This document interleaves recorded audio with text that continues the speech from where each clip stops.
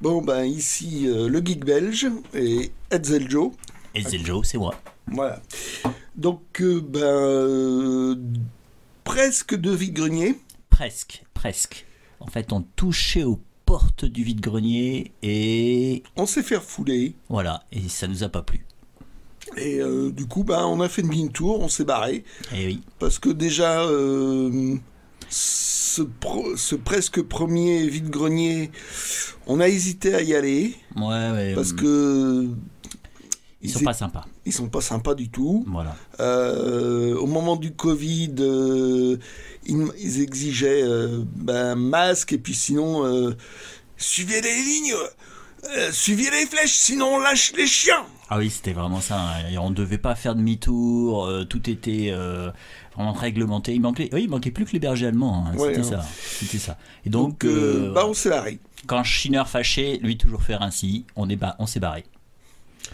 Voilà. Et donc en fait, on a fait qu'un vide-grenier. Voilà. En plus, on s'était, enfin bon, on s'est un petit peu perdu pour le premier parce qu'ils indiquent pas beaucoup et quand on s'est trompé la première fois, même la deuxième fois, Voir la troisième fois. ouais, la troisième fois, ouais aussi. Voilà. Bon, on s'en fout de celui-là. Ouais, c'est ça. Donc On l'enterre, Voilà. on le blacklist. totalement, on Voilà. vous dira même pas où c'est, n'y allez pas. Voilà. Et on va pas leur dire comme ça, ils iront. Bon, allez, Le deuxième, on est un peu plus sérieux. ouais. Ah, c'est vrai. Oui, on va dire vite. Oui, bon, oui, c'est allez, ça. donc voilà. Deuxième vide-grenier. Je sais pas lui quand tu l'as pris ça. Non, t'avais le dos tourné. Ah, c'est peut-être pour ça. Oui. Donc, je me suis trouvé un petit Stormtrooper. Mhm. Alors, la taille, elle est bizarre. C'est ni grand ni petit. C'est une taille que je connaissais pas. Donc là, il a toujours son arme et il risque pas de le perdre parce que Ouais, c'est fixé. c'est fixé. Bon, en général, vu ce qu'ils font avec, bon. C'est Hasbro Vietnam. J'ai regardé ça de très près. Oui. Je sais pas qu'est-ce que c'est comme série. Donc s'il y en a qui sont calés là-dessus, qu'ils me le disent. Ah, ok. Donc avant le vide-grenier, Piou, piou, piou, piou, piou, piou, piou, piou. t'es à peine dans le champ en plus. Alors, Vas-y, oui, faut relever le niveau là. un petit peu. Cotton Kid, voilà, j'ai acheté ça dans pas une recyclerie, enfin un truc dans le genre. Les vide-greniers permanents. Voilà, un vide-grenier permanent, ce qu'ils appellent ça. Donc, c'est le dernier de la série qui me manquait. Cotton Kid, faut expliquer parce qu'en fait, au départ, ils avaient lancé une version Lucky Luke gamin Ouais. qui s'appelait Kid Lucky. C'était fait par Pierce, qui est en fait le pseudo de Conrad, Mhm. et je dirais Yann, qui est le scénariste. Et donc Conrad, on le connaît maintenant surtout parce qu'il a repris le dessin d'Astérix. Mhm. Mais il avait fait sa propre série qui s'appelait Les Innommables. Ouais. Entre autres. Et donc ils ont fait 2 Kid Lucky et terminé. Je sais pas ce qui s'est passé. Il y a eu dû avoir une fâcherie ou un truc comme ça. Oui, parce qu'apparemment les ventes étaient pas mal. Et les histoires étaient pas mal. Et donc ils ont repris en gros le concept du gamin Mhm. qui À l'époque accompagne du western. à l'époque du western, qui accompagne son grand frère qui bosse à l'agence Pinkerton. Voilà, merci. Parce que sinon on était jusqu'à demain. Ouais. Sauf que c'est une grosse brêle, celui-là. Ok. Bon, moi, Exemplaire de bibliothèque, hein. mais bon. Ça, c'est bibliothèque non informatisée, donc avec les fiches. Et c'est sympa comme tout quand même. Peut-être que c'était pour réutiliser tout le travail graphique qu'ils avaient fait sur la série, puis ils avaient imaginé des histoires. C'est vrai que c'est frustrant si ça s'arrête. Donc ça a connu 6 albums. Mhm. Qui se tiennent très bien. Il y a des dialogues, moi j'aime beaucoup, donc c'est ce qui me fait dire que Yann y est pour quelque chose, parce qu'il a un sacré sens de la répartie dans ses dialogues. Et ça c'est chouette à lire. Donc voilà, si vous tombez dessus, n'hésitez pas. Hein, il en existe malheureusement que 6. Bon, ça donne une collection un petit peu achinée. C'est le dernier qui me manquait. Ah ouais, c'est bon là. Ouais. Ça, voilà, j'ai pris parce que c'est marqué John Lennon. Il a écrit des textes et pas que des chansons. Est-ce que je suis fan de ce qu'il a écrit en texte? Je suis pas sûr, donc... Faut voir si... moi, je suis fan des Beatles. Si c'est plus ou moins poétique, il pourrait y avoir des références aux Beatles. Et puis bon, là, c'était la balade de John et Yoko, c'était avec sa femme, qui était aussi une artiste. Une peintre, je crois. C'est ça, non? C'est du conceptuel, je sais plus. Enfin, oui, je crois que c'est peintre. Voilà. Je crois qu'ils se sont rencontrés dans une galerie de peinture. Oui, elle exposait. Elle exposait. Et c'est un fort caractère, elle se laissait pas faire. Et John a trouvé quand même sparring partenaire, quoi. Ça a été plutôt le coup de foudre entre les deux et son véritable amour à John. Parce qu'il était marié, mais par obligation. Ah, bon. Voilà, sa première femme, il lui avait fait un gosse, et puis en Angleterre... à cette époque-là, tu te mariais, quoi. Voilà. Donc, c'est un mariage de... Voilà. Ouais. Et donc, de Vierge, c'est tout Virgins. Ils avaient fait un espèce d'album conceptuel, expérimental, qui s'appelait comme ça, qui est, je crois, assez oubliable. C'est assez inécoutable. Donc, je sais pas ce que ça peut donner. C'est un bouquin qui a été sorti en 88, donc 8 ans après son assassinat. Je sais pas si ça a été réédité, donc... Moi, dans le doute, bien fait de le prendre. Voilà. Oui. Oui, en fait, il y avait beaucoup de choses sur le stand qui étaient liées autour du Tibet, de l'Inde, de la spiritualité. Donc, rien à voir. Oui, c'est ça. Faudrait chercher loin le rapport avec John Lennon, effectivement. Oh, si, il y avait un côté... Le côté baba. Ouais, je pense que c'est ça. Côté baba. Bon. Tome 3 des Conquérants de Troie, donc qui est une prélogie de l'Enfaust de Troie. Que je ne connais pas du tout. Enfin, si je connais l'Enfaust, mais les Conquérants, j'ai pas fait cette série. En fait, c'est avant l'Enfaust de Troie. D'accord. Largement avant.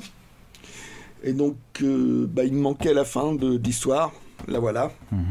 Parce que c'était sorti en 3 histoires. Alors, personnellement, je ne suis pas fan du dessin de Tota. C'est pas mon truc. Mais bon, c'est le scénario d'Arleston que j'ai beaucoup aimé un temps.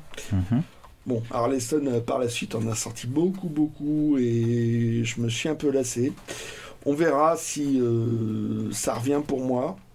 Mais bon, pour moi, c'était une histoire inachevée, enfin, dans la lecture. Donc, tu as la fin, quoi. Voilà, j'ai enfin la fin. C'était sorti en 2011. Voilà, j'ai mis 10 ans pour le trouver. Ah ouais, carrément. Ça fait long. Ouais, effectivement. Le temps passe, hein. Eh oui. Mon bon monsieur. Alors, un lot de Spirou. Oui. Au numéro. Quand c'est des numéros spéciaux comme ça, j'aime bien. J'aime bien les retrouver parce qu'il y en a pas mal que j'ai dans des recueils. Mais bon, on a du mal à avoir la double couverture. Là, bon, elle n'est pas très intéressante, à part l'anamorphisme qu'a fait Fournier sur le personnage de Spirou. C'est un petit détail intéressant. Voilà, il y avait un supplément, enfin un petit gadget. En fait, sur plusieurs semaines, il fallait reconstituer une histoire. On détachait donc cette double page centrale et on finissait par le relier et ça faisait un album. Donc là, on a la couverture, les 2 premières pages et donc Jackie et Célestin, je crois que c'était dans la Libre Belgique, c'était pas dans Spirou à l'origine. Ok. Et donc, il y a eu beaucoup de dessinateurs qui se sont relayés pour animer cette série-là, qui était créée avec un scénario de Peugeot. Après, ça a été plein de gens, et ça a été l'occasion de former plein de nouveaux dessinateurs. Donc là, c'était Walteri, qui commençait à avoir de la bouteille quand même, hein, qui commençait à bien maîtriser le dessin. Et donc là, on peut voir, c'était tout son studio qu'il avait pour faire les Schtroumpfs notamment. Donc scénario... alors, dessin Walteri, ici. Scénario Peugeot, Goss et Derib. Voilà, donc il y a Goss et Derib qui étaient en formation. Hein. Oui. Et donc, il y a eu Will qui l'a fait. Il y a eu Roger Loulou qui a failli faire un Jackie et Célestin. Ouais, sauf que ça s'est transformé en épisode de Yoko Tsuno. Ok. Parce que Monsieur Dupuis trouvait ça trop bien. Et donc après, ça a été l'occasion de le rééditer dans Jean Spirou. Voilà. Et tu disais qu'en fait, l'intégrale Jackie et Célestin n'a jamais été faite. Bah, il y a eu des péchés de jeunesse. Oui, exact. Parce que c'est pas sorti en péché de jeunesse, ça ? Si. Il y a eu 3-4 albums, je sais plus. Et là, je viens de voir qu'il y a une intégrale de ces 3-4 albums qui a été sortie, mais chez un petit éditeur. Ah. Et ça concerne que les épisodes dessinés par Walteri. Ouais, donc il y a peut-être une question de droit. Ouais, peut-être. Parce que celle de Will, j'aurais été curieux de les lire. Donc là, il y en a certains, je les ai pris surtout parce qu'il y avait le supplément. Là, c'est un poster. Celui-là, c'était pas mal parce que c'est un spécial Noël. Et le gadget, c'est que, voilà, fallait voir à travers. On mettait derrière une lampe. Et là, je pense qu'on va pas le voir. Mais on voit, en gros, ça formait les ombres. Voilà, fallait faire un cône. Ah, mettre une lampe. Mettre une lampe. Ouais. Et quand t'es gamin, c'est vachement chouette. Ouais. Ah, ça fait un petit peu comme s'il y avait de la neige, non ? Je vois, il y a du noir et blanc. Hein. Mais c'est marrant parce que cette scène de Noël, ça rappelle un petit peu l'illustration de Franquin qu'on a. Ouais. D'ailleurs, on pourrait faire une petite balade dans cette image. Ouais, dans celle-là aussi. Ouais. Bon, elle est abîmée, mais on fera avec. Ah, ok. Hop. Celle-là, j'ai pris à cause de la couverture. Ça m'avait marqué à l'époque. Donc, les aventures de Chuck Willis. Waouh. Début qui, ma mitraillette s'est enrayée. Et donc là, première page de Chuck Willis. Après avoir vaillamment combattu dans le Pacifique, le capitaine Chuck Willis de l'US Army a été affecté à une petite base de la côte est des États-Unis. Ce matin-là, il prit le chemin de l'hôpital le plus proche. Il se fait renverser par une voiture. Il se fait rouler dessus par une Jeep. Et en fait, c'est les personnages principaux qui étaient dans la Jeep. Les personnages principaux, ce sont les Innommables. C'est les Innommables. C'est le début des Innommables. C'est le premier épisode. C'était complètement farfelu. Un amour un peu cynique, un humour plutôt cynique, là plutôt potache. Un humour qui se perdra un peu pour un côté un peu plus aventureux. Ouais. Là, c'était complètement potache. Un choc à l'époque pour moi, parce que j'étais abonné. Et ça sortait du lot, quoi. De l'époque qui était relativement plan-plan, mais bon, même s'il y avait le début de 421, mais pas encore au point au niveau dessin, au niveau scénario. Ouais, voilà, c'était... Ouais, ça sortait vraiment du lot, quoi. Trop triste, ça bidouille. Ouais. Hop. Voilà, c'était pas... Ouais, non, c'était Il y avait des trucs très moyens, pas mal de rééditions. Donc voilà. J'ai vu Blondin et Cirage, non, c'est ça? Oui. Ok. Donc là, hop, poster Wofi, pas le meilleur. Oui. La poster Kena, donc moi j'ai aimé, surtout les premiers épisodes. Oui. C'était de la science-fiction.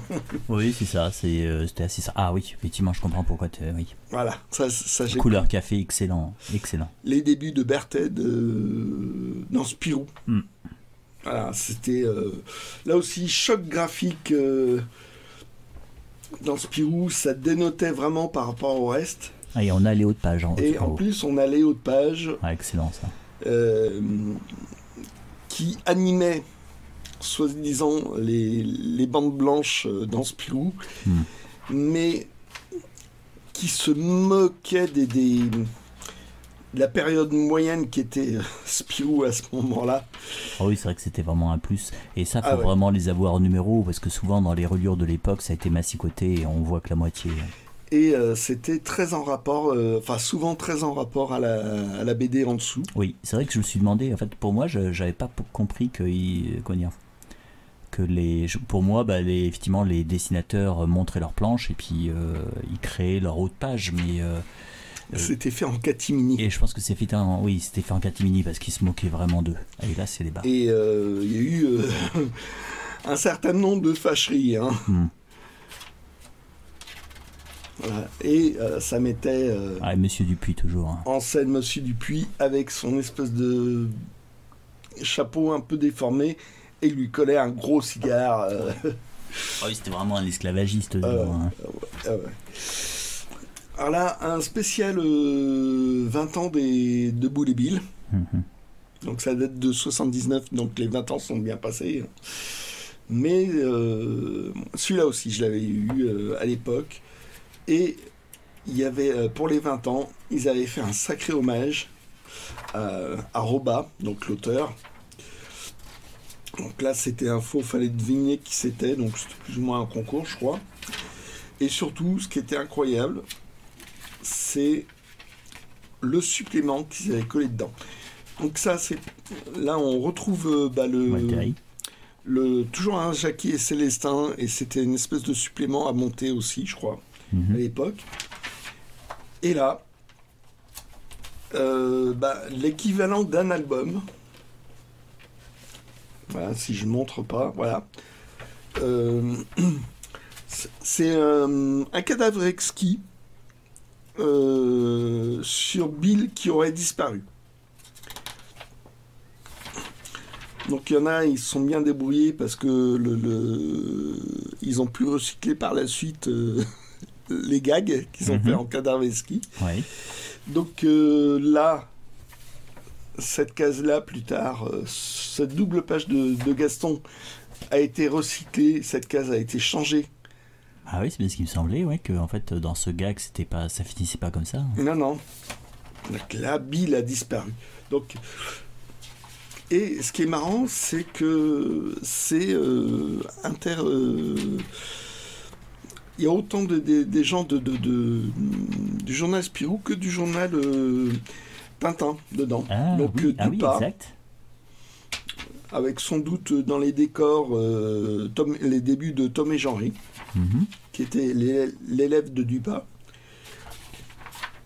Voilà, une double page de Chic Bill. Et il y a certains, tu sens vraiment que ça ne peut pas être recyclé comme un gag plus tard. Voilà, donc lui, il a 4 pages. Ça, par contre, il y a à peine une évocation. Donc là, la taupe est glissée là. Ouais. Donc la taupe, c'était fait dessiné par Janin sur un scénario de Delporte et Franquin. Là, 4 pages de tif étendu. Vraiment, ça pouvait pas être remis dans un album. Pareil pour Walteri. Voilà, avec des pages de Natacha, Sophie de JDM. Du Yann et Conrad, pareil. Broussailles de Franck P. Voilà. C'est Vandersteen. Oui, Vandersteen. Et je sais plus comment ils s'appellent les personnages. Moi, je les connaissais pas du tout. D'ailleurs, j'avoue que je les connais toujours pas. Je crois que j'en ai qu'un seul, mais bon. Voilà. Bon, Docteur Poche. Et on arrive ici. La fin de l'histoire où en fait Bill était juste en train d'aider. Ah oui, effectivement, il y avait des oiseaux qui avaient leurs petits. Ouais. Et ce supplément a été même sorti par la suite en album. Chez Vent d'Ouest, je crois.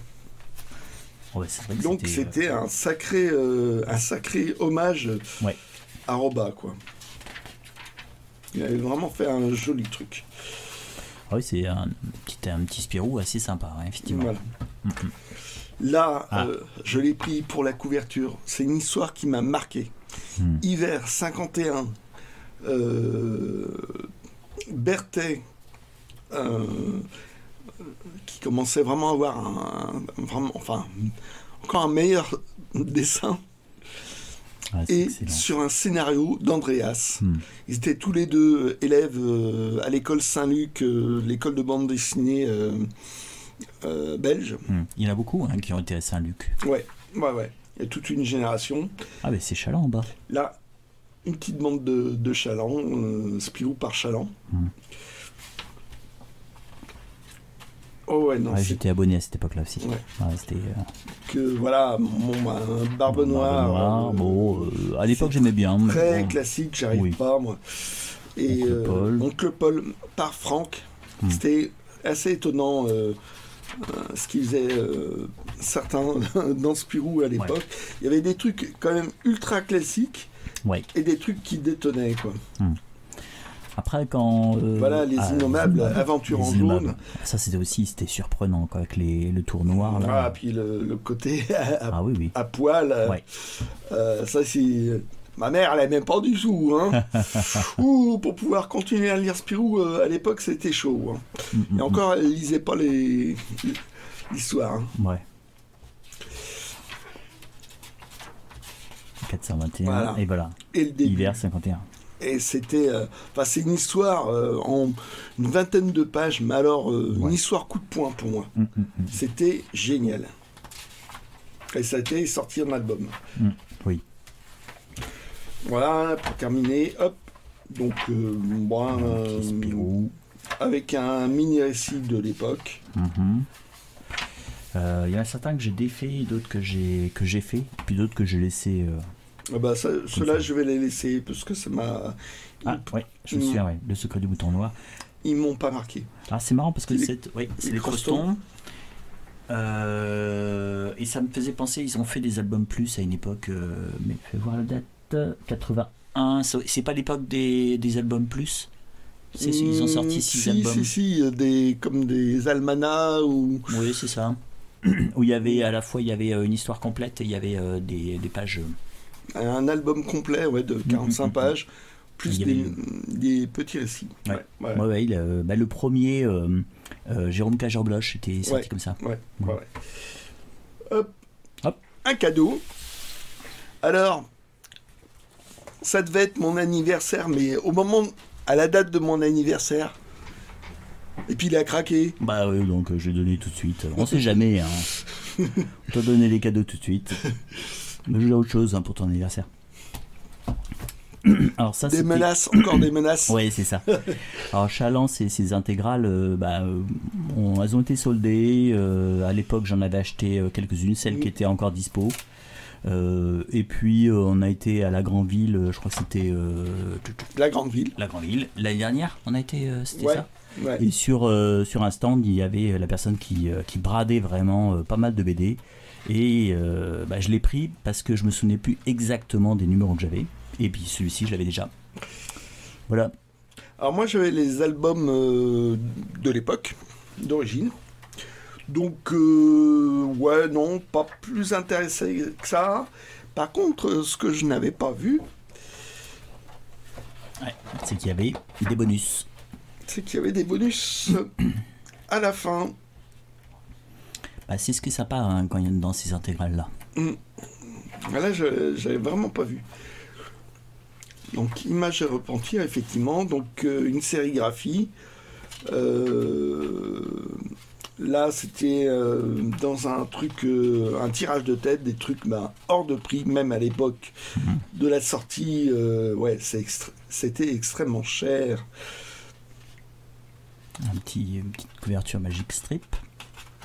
Ouais, et puis un tirage de tête ou un truc comme ça, je sais plus. Enfin, c'était des trucs, voilà, il y a eu même un jeu, je l'ai juste aperçu à l'époque sous blister. Et c'était extrêmement cher, donc ça, c'était impossible à voir. Oh bah c'est toujours cher, hein, Oh, c'est encore plus cher c'est maintenant. encore plus cher maintenant. Mais hein. déjà Maintenant, à l'époque, c'était...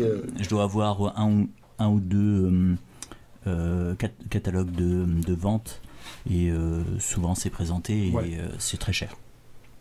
Mais même à l'époque, ça a été collectionné extrêmement vite.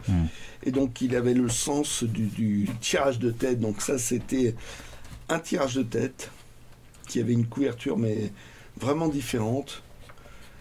Voilà, d'autres versions, d'autres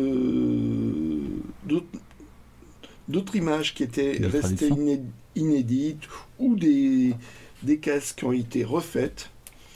Là, c'était un espèce de poster promo. Ah, ça, je connaissais pas du tout. Ça, je trouve, je l'ai, mais je m'en suis pas rendu compte parce que c'était dans le Metal Aventure numéro 5. Voilà, encore un tirage de tête.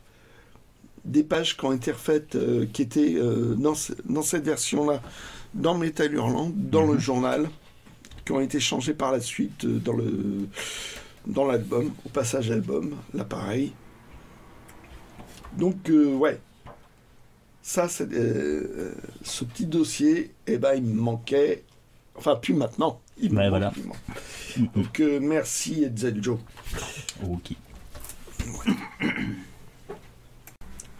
Hop, donc voilà. C'est ton tour. C'est mon tour, donc je suis passé sur la gauche. L'arme à gauche. Ouais, bien joué, bravo. Vous allez voir pourquoi. Voilà.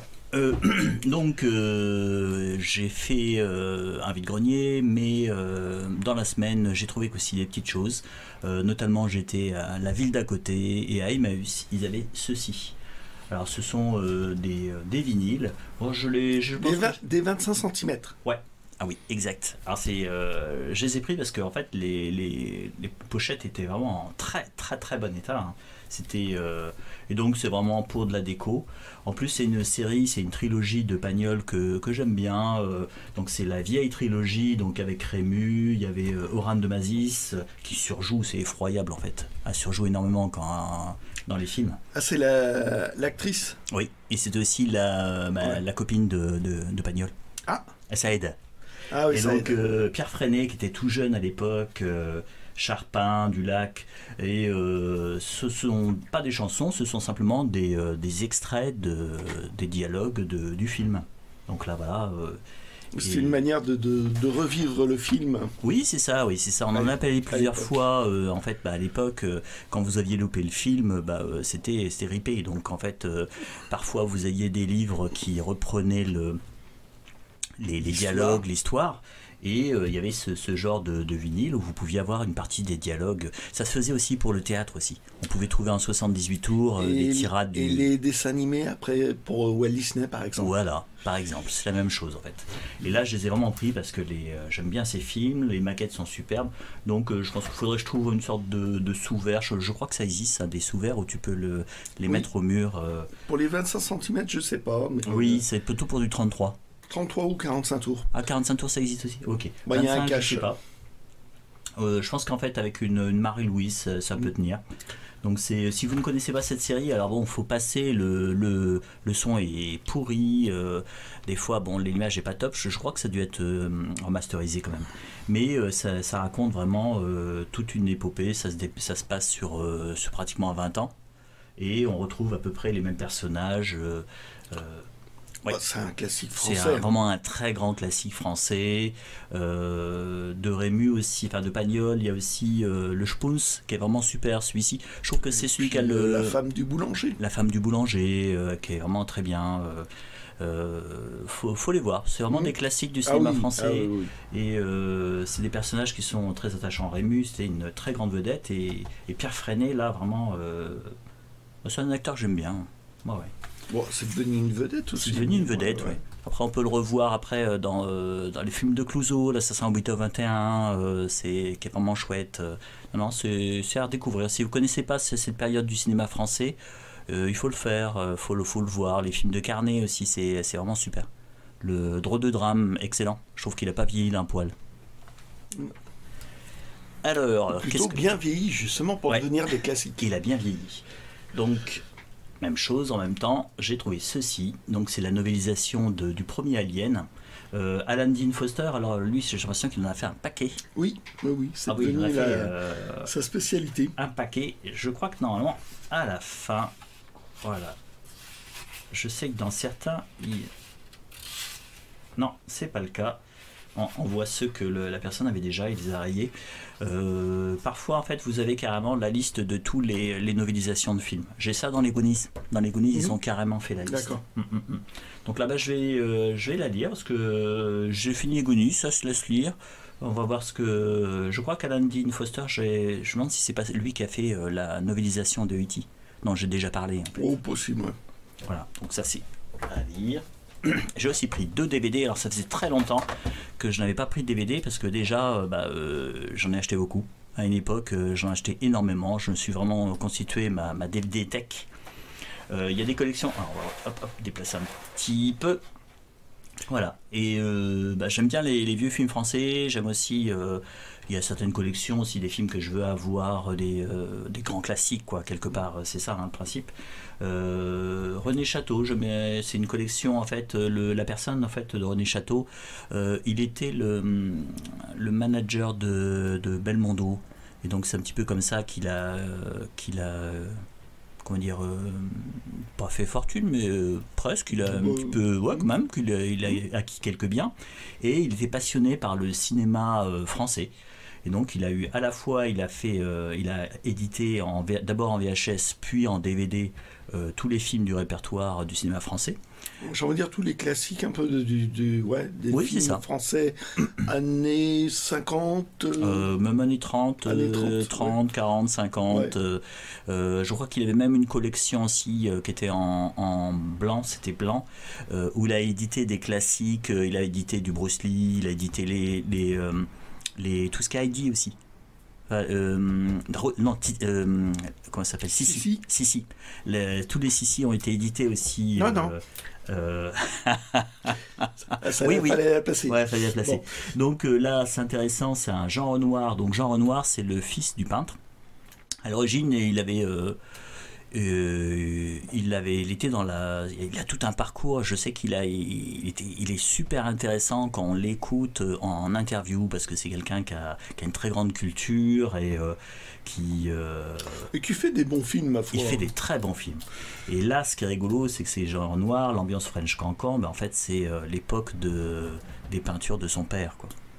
Et c'est vraiment sympa. Là, on a on a Jean Gabin bien sûr qui est là.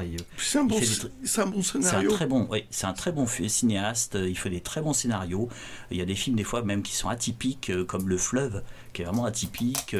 Il a, par exemple, pendant la Seconde Guerre mondiale, il a fait 1 ou 2 films aux États-Unis. Non, ce sont des très bons films. Hop là. Donc là, L'Arme à gauche. Donc avec Lino Ventura. Alors Lino Ventura, à l'origine c'était un catcheur. Il a commencé par faire un petit peu dans le cinéma. Bien sûr, il jouait les rôles de méchants. Donc, de grosses brutes. De grosses brutes. Et en fait, quelque part, il a appris sur le tas. Il est devenu un très bon acteur. Au début, on sent qu'en fait, il prend un petit peu ses marques par rapport à... Enfin, il imite beaucoup, il fait beaucoup du Jean Gabin au début. Et peu à peu, il finit par avoir son style. Film d'action et film plus psychologique. Il a vraiment eu une grande palette. Et c'est vraiment que c'est un acteur très attachant et qui a une carrière en fait qui est très longue. Si vous ne connaissez pas, en fait, là c'est un film de sauté. Et si vous ne connaissez pas, en fait, faut allez-y, parce que généralement, quand il y a un film avec Lino Ventura, c'est vraiment plaisant. Il a fait autant des films avec comme les Tontons Flingueurs, les Barbouzes, qui sont plutôt humoristiques, des comédies. Il a fait des films en fait plus dramatiques, où l'aventure c'est l'aventure, c'est excellent ça. Il a fait des films plus dramatiques ou plus espionnage comme. Mais en général, il n'a pas fait de navet, lui. Non. Et il est aussi très intéressant en interview. Vraiment, c'est un régal, quoi. Et c'est vrai que des navets avec Lino Ventura, j'en vois pas. Ouais, il a fait même des choses en italien, s'il a fait, parce qu'en fait il est d'origine italienne, et il avait certains sur le mafia, non, c'est un excellent acteur. Si vous connaissez pas, vous pouvez taper dedans. Je pense pas que vous soyez déçus.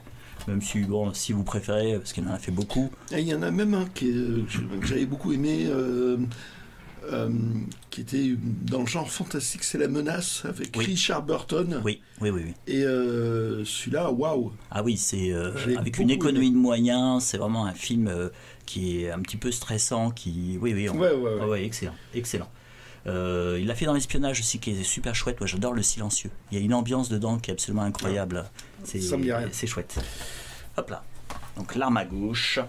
Alors, le vide-grenier. Donc hop là, on a zippé le premier. Le deuxième, on est arrivé. Et voilà, petit achat. C'est le premier achat de...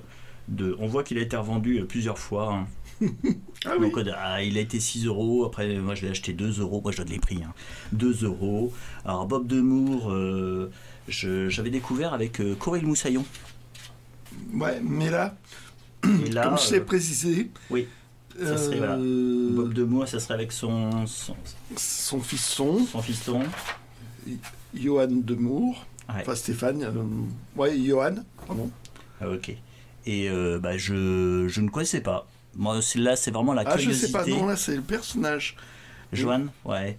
Faut voir, parce que j'aimerais bien savoir la date, parce que là, c'est vraiment très Tintin, ça. Mais bon, Bob Demour a travaillé pour Hergé. Ah oui, à fond la caisse. C'est à fond la caisse. C'est vrai que ça, c'est le côté. À chaque fois, tout le monde vous dit non, Hergé, quel talent. Mais en fait, Hergé, son talent aussi, c'est d'avoir profité de celui des autres. Parce que même c'est un bon dessinateur et qu'il était assez perfectionniste pour améliorer ses bandes dessinées. Il avait tout un studio derrière. Voilà. Assez rapidement. Et donc, Bob Demour a travaillé pour lui. Il y a Jacobs. Le Loup pour des petits détails, mais Jacques Martin, Roger Leloup pour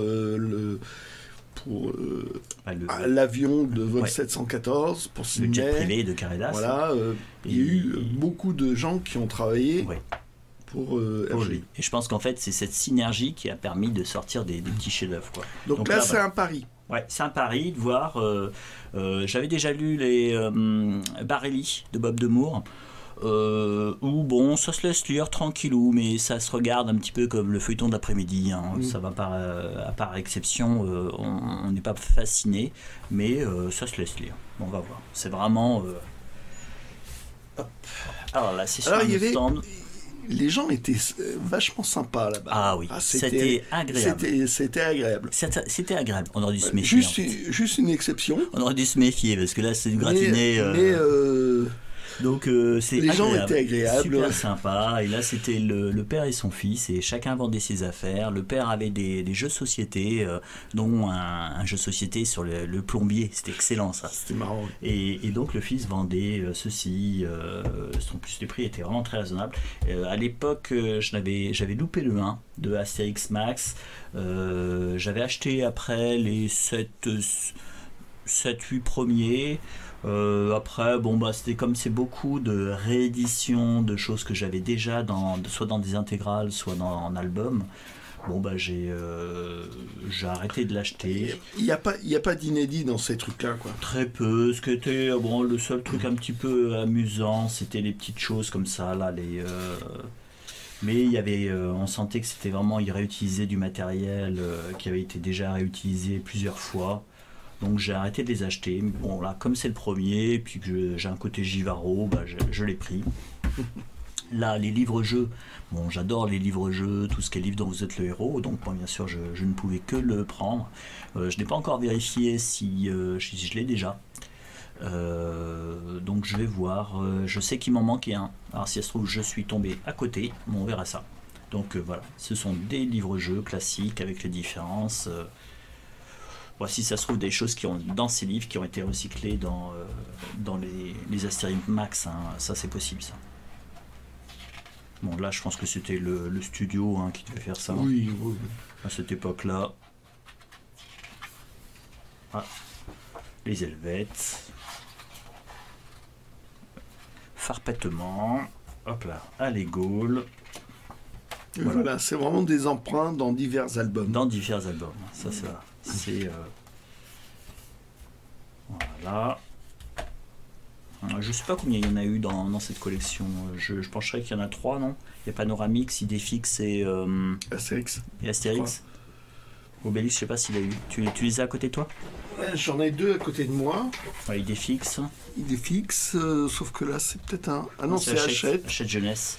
Et ça doit Astérix. être Hachette Jeunesse aussi, mais sauf que c'est une version France Loisirs. Ah ok.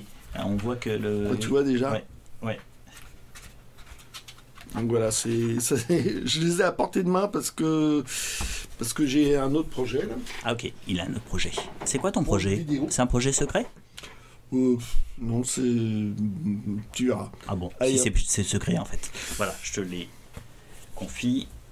Hop là, alors Tu me confies. Donc la semaine dernière j'avais trouvé plusieurs Lucky Luke, ben là j'en ai trouvé un de plus. Ça fera l'occasion du vidéo, ça je l'annonce parce que j'ai bien aimé. J'ai bien aimé ceux que j'avais achetés, j'avais un petit a priori. Là c'est HD et Jules, ouais. D'après Maurice. Donc HD, c'est lui qui a repris la série. Il avait fait un essai, en fait c'est le cuisinier français. C'est le premier essai qu'il a fait de... Ouais. En fait, il a repris le dessin. Oui, il a repris le dessin, ça a bien marché. Là, ça allait. Moi, j'ai été agréablement surpris par la belle province. Bon, en templant, on en reparlera, parce qu'on fera une petite présentation sur Lucky Luke. On essaiera d'être... utile et agréable. Voilà, utile et agréable, pas chiant. Et là, celui-ci, j'en avais entendu parler. Voilà, c'est sur le premier shérif donc d'origine afro-américaine. Ah. Hop, donc et c'est Jules qui est au scénario, donc moi j'aime bien ce qu'il avait fait, ce qu'il fait Jules. J'avais bien aimé, il avait fait quelques parodies, il a fait sa série. Il a fait le retour vers la Terre. Le retour à la Terre, De Gaulle à la plage. Non, Jules. Non. Je me gourre totalement. Non, c'est le truc qui se passe en préhistoire. Voilà. Et il a fait 50 nuances de Grèce. Ah, pour une fois, yes. Ah 50 nuances de Grèce et Silex and the City. Silex and the City, qui est excellent, Silex and the City. Ah ouais. Et c'est vraiment une super série. Et puis les 50 nuances de Grèce, qui était aussi sympa. J'aime bien son humour. J'en ai pas. C'est peut-être pour ça que je confonds et que ça me tente pas. Hop là. Alors, qu'est-ce que j'ai trouvé d'autre? Ah, j'ai loupé en fait plein de choses. Donc toujours sur le même vide-grenier, aventure au Kerguelen. Alors c'était quelqu'un qui était fasciné par les Kerguelen, les terres australes. Et moi, ce qui m'a attiré l'œil, c'est la maquette. Ce sont les éditions maritimes et d'outre-mer. J'en ai déjà acheté plusieurs dans cette collection, où à la fois ça peut être des récits, du KPDP 19e, des récits de mer, des récits de piraterie. Et celui-ci, sa caractéristique, c'est que c'est un livre donc qui... Et tu décollais plus du stand? Oui, parce que j'ai papoté, c'était des...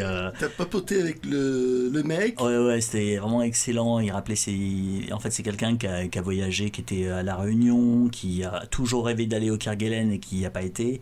Par contre, il a vécu en Inde.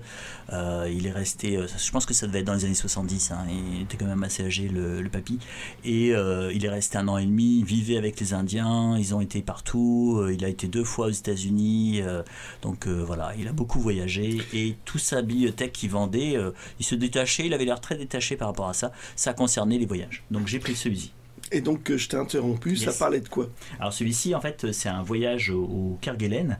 Et ce qui se passe, c'est qu'en fait, il a écrit ce livre-là. Il a été traduit en anglais. Et en fait, pour faire cette édition qui n'était pas disponible en français, ils ont dû retraduire en français le texte anglais. Parce qu'apparemment, le manuscrit a dû être perdu. Et donc, c'est ça le petit détail. La petite ironie de la L'ironie de chose. l'histoire, c'est qu'en fait, pour pouvoir le lire, ce récit en français, il a fallu le retraduire. C'est fou, Donc, en même ça. temps, ah oui, c'est étonnant, quoi. Hop là. Alors, on avait quitté le vide-grenier. On parle même pas de l'homme qui est désagréable. Il mérite même pas qu'on le signale. Oh, si, on en parlera à la fin. On en parlera à la fin. On Parce en que parlera à je la vais fin. en faire un titre. Ah, ok, on en parlera à la fin. Mais c'était du lourd. Il concentrait sur le stand toute la bêtise qu'il y avait parce que tous les gens étaient adorables. Sauf lui. Sauf lui. Voilà, c'est Bon, ça.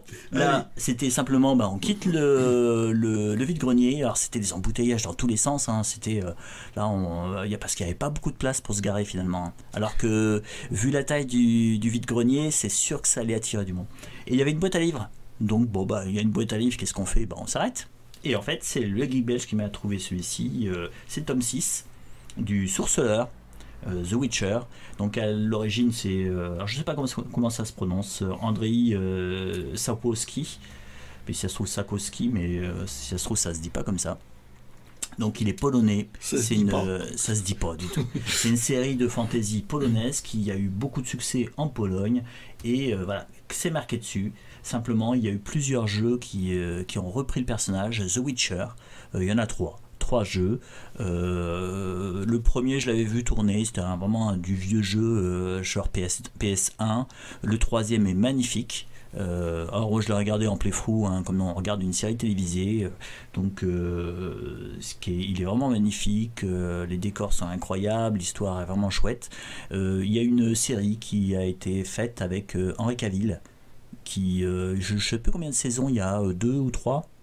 M'en demande pas, j'en sais rien. Et donc en fait là apparemment Henry Cavill a quitté la série parce que il avait comme projet de reprendre le personnage de Superman.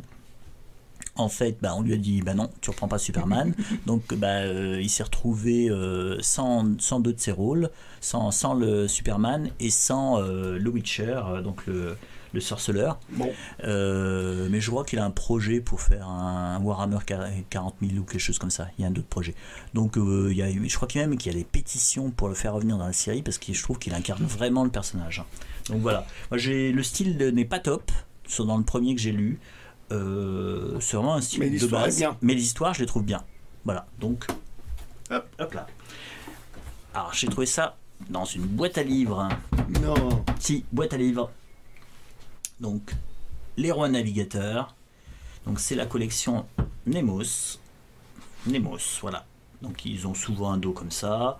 J'en avais acheté plusieurs parce que ça a été soldé à Nose il y a quelques années. Je dirais il y a facilement 5 ans. J'en avais lu plusieurs à ce moment-là et j'avais été très agréablement surpris. J'en parlais un petit peu au Geek belge, notamment une série où il y avait une île, je ne me souviens plus du titre, incapable de me retrouver le titre. C'est sur une île, en fait c'est quelque part c'est classique, le classique roman où c'est un adolescent qui est sur l'île et on se dit oh là là, classique et tout, sauf que là il est placé chez son oncle et en fait il fait des meubles, il est ébéniste et ça commence comme ça l'aventure. Et donc en fait il a un petit souci avec son oncle parce que son oncle trouve qu'il fait pas du travail assez soigné et c'est vrai que sur l'île tout est soigné, tout est il faut le geste parfait, il faut vraiment un travail incroyable quelque part ça fait très japonais en fait ce travail comme ça de la perfection dans le et lui comme il est un peu cabochard en fait il quitte l'île et il fait sa vie un petit peu partout et donc quelque part à la fois il va développer un talent pour la magie et il va continuer en tant que ébéniste, c'est ça. Et ce qui lui vaudra différentes petites aventures. Mais c'était très sympa. Celui-ci, je ne le connais pas, je l'ai pris en me disant, on va voir. Il y avait le Secret de J aussi, l'intégrale qui était sortie chez cet éditeur. Là, c'est Paul Féval. Paul Féval, en fait, ça c'est vraiment un éditeur breton, hein, Yves Salmon. Ah ouais. Paul Féval, il a fait beaucoup de KPDP, beaucoup de romans populaires. Et là, ça a l'air d'être plutôt un roman dans le pays gallo. Donc, faut voir. C'est un grand roman. Le pays gallo, c'est en fait, là, en Bretagne, il y a deux langues différentes. C'est le breton, donc qui est une langue gaélique, qui en fait un petit peu, on peut voir ça comme c'est un petit peu, moi je compare toujours ça avec c'est comme le français, la langue cousine ça pourrait être l'italien ou l'espagnol, en fait le breton, les langues cousines, les langues, c'est un petit peu, vous avez en Irlande, c'est le gaélique. Vous avez le cornouaillais, donc en Cornouailles, en Angleterre. Il y a une petite variante dans l'île de Man, je crois. Et il y a l'écossais. Donc l'écossais, c'est une langue un petit peu pareil que le breton. C'est lié à l'histoire, en fait. Et le gallo, c'est une langue romane. Comme le français et comme tous les patois tout autour. J'ai dit le mot. Ouais, mot interdit. Ça a des mots interdits. Non, les langues romanes. Oh là là.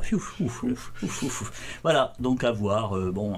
Si ça me plaît pas, je le remettrai dans la boîte. La suite, ce sont des cadeaux. Des cadeaux du geek belge. Il vous a montré en fait plusieurs Spirou. Celui-ci, il l'avait déjà. Et il l'a pris parce qu'il y avait le supplément, voilà, c'est le château de Champignac. Voilà, une maquette à monter du château de Champignac.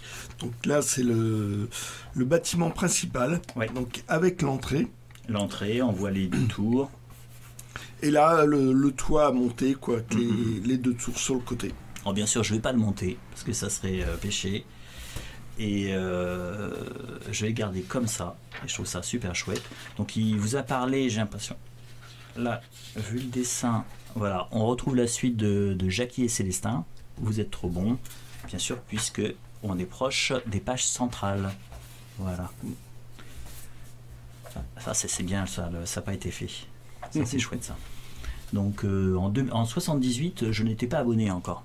Ça, cette maquette-là, ouais, je la connais parce que j'en ai trouvé un petit peu après. Là, on trouve Docteur Poche, Sébastien Lin. Ah oui, je ne voyais pas l'écran. Donc là, si on fait ceci, voilà, on retrouve. Ça fait une illustration et c'est sympa. Ouais. C'est vraiment chouette. C'est sympa d'avoir des Spirou au numéro. Oui. Mais là, je pense que je vais m'y mettre un petit peu pour essayer de trouver ces numéros. Moi, j'étais très reliure pendant très longtemps. Reste reliure. Peut-être que tu as déjà tout. Donc là, Ayakari, que je n'avais pas. Super. Mais que j'avais déjà. Bah ouais. Finalement. Donc Ayakari, je sais pas pourquoi je me fais des listes. Oui, c'est vrai, tu les consultes pas en fait. Non. Tu vois, moi je les fais pas. Tu économises du temps. Donc Yakari, j'en ai déjà quelques-uns parmi les premiers. C'est ça qui est fou, c'est que ça continue de se lire. Et quand j'étais gamin, il y avait moins de titres. Je crois qu'il devait y avoir juste 4-5 titres, c'est tout. Et maintenant, il y en a beaucoup plus. C'est un petit peu comme les Tuniques Bleues. Là, j'ai vu qu'ils ont sorti le 66. Quand j'ai commencé la série, il y en avait 17, je crois. Même pas 16. 16. Donc bon, c'est le temps qui passe. Oui, tu es vieux. Ah oui, c'est ça. Donc, des petites séries, c'est sympa. C'est vraiment normalement pour les gamins. Je trouve ça reposant. Puis c'est un petit goût d'enfance, en fait. Voilà. Donc c'était un vide-grenier très sympa. On a fait des petites trouvailles. Formidable. On va reparler quand même du fâcheux. Oui. Alors oui, l'anecdote c'est quand même qu'on a fait les deux salles, on faisait les stands extérieurs et tout, donc tranquille, on le fait une deuxième fois, on s'apprête à partir, et puis il y a le geek belge qui me dit tiens, salle numéro 3. On l'avait pas faite. On n'avait pas fait une salle, quoi. On avait loupé la salle, on a failli partir sans. Mais peut-être qu'on aurait dû, finalement. Oui. Et donc, on rentre et il y avait un stand où il y avait énormément de BD. Ouais. Et puis, on regarde... Les prix. Des prix. Les prix étaient incroyablement hauts. C'était ahurissant. C'est-à-dire que il y avait des deux tardis, c'était 9 €. Il y en avait certains qui étaient à 10 €, je crois. J'ai vu des. J'ai pas vu ça.